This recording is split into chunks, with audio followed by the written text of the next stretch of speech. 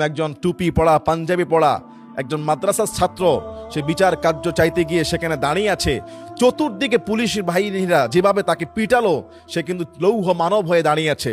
আমি হিমালয় দেখি নাই, আমি দেখেছি সেই টুপি পাঞ্জাবি পড়া সেই মাদ্রাসার ছাত্রকে, যেই ন্যায় ইনসাফের প্রতীকে হাদিবাইয়ের বিচার চাইতে গিয়ে তিনি মাঝখানে ঢাল হয়ে দাঁড়িয়েছেন। আচ্ছা, পুলিশ ভাইদের হৃদয়কে একটু মায়া লাগে না? তারা টুপি পাঞ্জাবি পায়জামা বা মাদ্রাসার ছাত্র দাঁড়িয়ে দেখলে এত ক্ষিপ্ত হয়ে যায় কেন? উনারা কি মুসলমান না? উনাদের জন্মের পরে কি ওনাদের কানে আজান দেওয়া হয় নাই?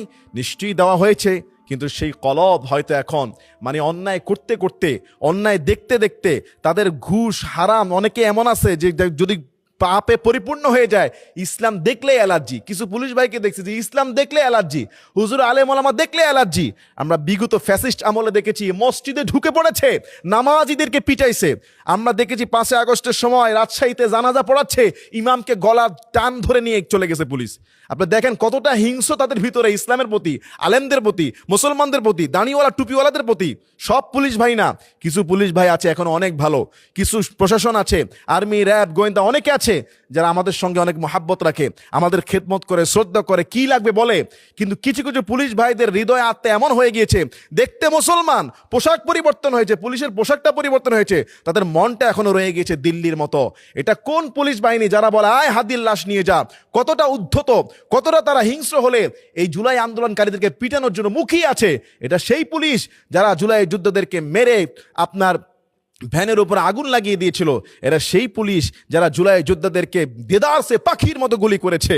হ্যাঁ, 5 আগস্ট সেই ক্ষিপ্ত জনগণ তাদেরও পাল্টা কিছু উসুল বুঝিয়ে দিয়েছে।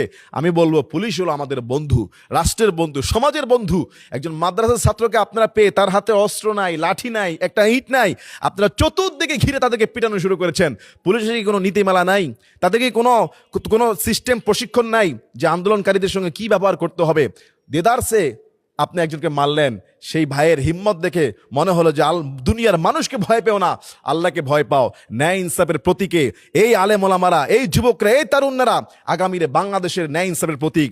দুর্নীতি জুলুমকে শোষণ করে, দুর্নীতি জুলুম সবগুলোকে পায়ের তলে পিষ্ট করে ইনশাআল্লাহ তাদের রক্তের বিনিময়ে, তাদের শাহাদাতের বিনিময়ে, হাদিবায়ের রক্তের বিনিময়ে আগামী নতুন বাংলাদেশের নতুন সূর্য উঠবে ইনশাআল্লাহ। দেখা হবে ইনশাআল্লাহ আবারও কোনো এক ময়দানে, আবারও কথা হবে কোনো ময়দানে। আল্লাহ যেন ইসলামের জন্য আমাদের ভূমিকে কবুল করে। আল্লাহুম্মা আমিন।